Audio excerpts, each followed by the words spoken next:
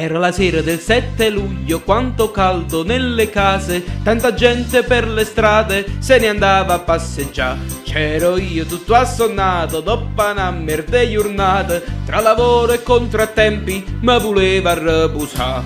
Nel momento culminante, che mi stavo addormentando, piazza tutto sto silenzio e mi sentiete una zanzara.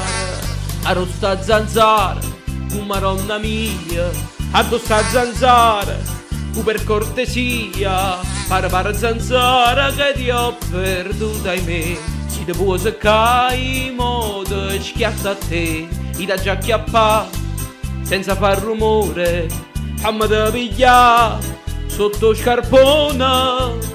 Uzazà, ma i molla già truva, la già piglia, la già chiappa, la già schiatta, ma lo cazzo sta?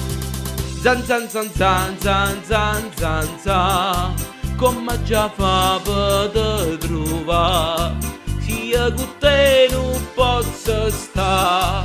Zan zan zan zan zan zan zan zara. Era la sera del 7 luglio, l'anno dopo, tale e quale, con un cavolo bestiale, chi poteva riposare. Aveva un certo languorino, misi l'acqua sopra il fuoco, lo spaghetto agli e uoglie, mi facette arrabbiare.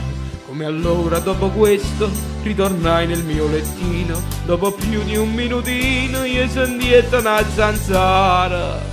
Arrosta zanzara, maronna mia, addosso a zanzara, per cortesia, para zanzara che ti ho perduta in me. Si te può seccare in modo schiatta a te, se non ti prenderò nemmeno capaletta, io ti appiccerò almeno caracchetta. Ti piglierò, prima o poi io lo farò, che ti piglierò. Zan zan zan zan zan zan zan zan, come già fa per chiappa, tutte non posso repusare. Zan zan zan zan zan zan zan zan.